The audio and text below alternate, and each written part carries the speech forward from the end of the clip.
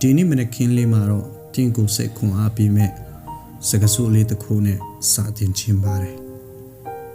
ဒီနေ့အတွက်စိတ်ရမကြပါနဲ့တင်းကောင်းတဲ့ကဒီလိုလေးတာလောက်ခဲ့ရင်ဟိုလိုလေးတာမဖြစ်ခဲ့ရင်ဆိုရတဲ့တွေစိုးရင်ပူပန်မှုတွေအားလုံးကိုတင်းကိုချစ်ပြီးအရာခတ်တင်းကိုအုပ်စိုးနေတဲ့ဘုရားသခင်ရဲ့လက်တော်ထဲမှာပဲအနန္တထားခဲ့လိုက်ပါတင်ဟာတမန်ကျမ်းစာနဲ့ဓမ္မပညာတွေကို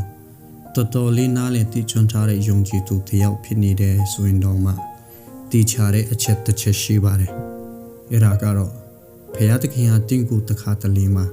နားလည်ရခဲ့အောင်ဇဝေဇဝဖြစ်အောင်လုပ်ပါလိမ့်မယ်ဆိုတာပါပဲ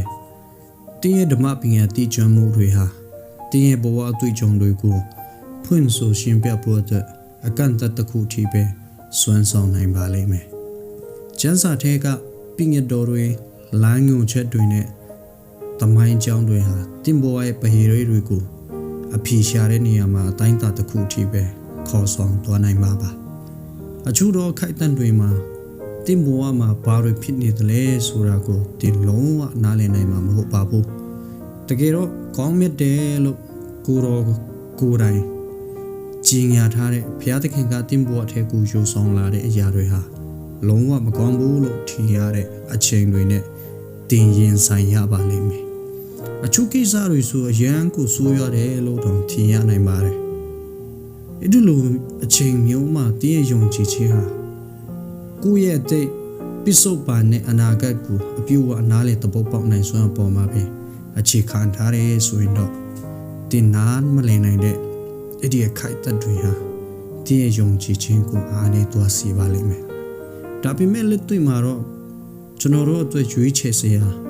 လမ်းနှလမ်းပဲရှိတာမဟုတ်ပါဘူးအရာအလုံးကိုနားလည်ပြီးမှငြိမ်သက်ခြင်းရမယ်ဆိုတာနဲ့ဘာမှနားမလည်ပဲနဲ့စိုးရင်တောကတွေနဲ့ငြင်းပန်းနေစခါရမယ်ဆိုတဲ့လမ်းနှလမ်းတင်မဟုတ်ပါဘူးတတိယမြောက်လမ်းစဉ်တစ်ခုရှိပါသေးတယ်အဲ့ဒါကတော့ကျမ်းစာနဲ့ငြင်းစစ်မှန်တဲ့ယုံကြည်ခြင်းလမ်းစဉ်ပဲပါတမန်ကျမ်းစာကကျွန်တော်တို့ကိုပြောထားလဲဆိုရင်စစ်မှန်တဲ့ငြိမ်သက်ခြင်းဆိုတာကျွန်တော်တို့ရဲ့ဒီလိုလေးတာဆိုရင်ဆိုတဲ့စိုးရင်ပူပန်မှုတွေအားလုံးကိုမေတ္တာပြုရတဲ့လက်တော်နဲ့စုပ်ကင်ထားတဲ့အရှင်ရဲ့ဉာဏ်ပညာတော်ထဲမှာအနာယူခြင်းပါပဲတဲ့ယေရှာယနာဂတိကျမ်းအခန်းကြီး26အငယ်3မှာ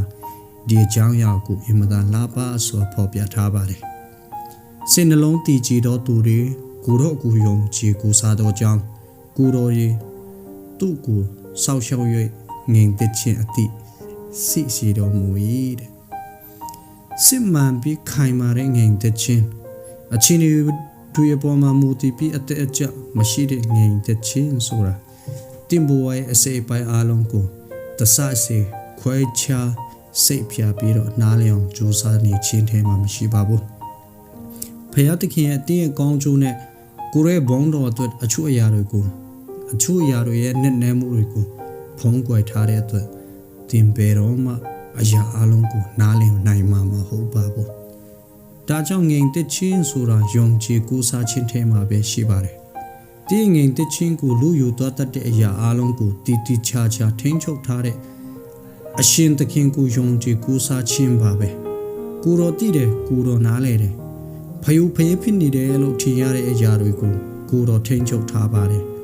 ကိုတော်ဟာဘယ်တော့မှအာတိမတော်ပါဘူးဘယ်တော့မှလည်းဇဝေဇဝမဖြစ်ပါဘူးကိုတော်ဘယ်တော့မှစိုးရင်ပူပန်မှုကြောင့်အေးမပြတ်ပါဘူးအနာယူဖို့အလောက်ကနေထွက်သွားတာမျိုးလည်းမရှိသလိုအလောက်တစ်ခုမှအရန်ရှုပ်ထွေးနေလို့နောက်တစ်ခုကိုလစ်လူရှုထားတာမျိုးလည်းမရှိပါဘူးပြီးတော့ကိုတော်ဟာမျက်နှာလိုက်တတ်တဲ့ဖရားလည်းမဟုတ်ပါဘူးဒါကြောင့်မလို့ဉာဏ်ပညာနဲ့ပြီးဆုံးပြီးတော့မေတ္တာပါအုပ်စိုးနေတဲ့ကိုတော်ရဲ့ထိန်ချုပ်မှုအောင်မှာရှိနေတယ်ဆိုတာကိုတင့်ကိုယ်တည်းအချိန်ချင်းပြန်လဲသတိပေးနေဖို့လိုအပ်ပါတယ်ဒါဟာတင့်ဘဝရဲ့ပဟိရိတွေအားလုံးကိုချက်ချင်းအဖေထွက်သွားစေလို့မဟုတ်ပါဘူးဘဝကြီးကဘာအတိပင်မသိတော့လောက်အောင်ရှုပ်ထွေးနေတဲ့အခိုက်အတန့်တွေကို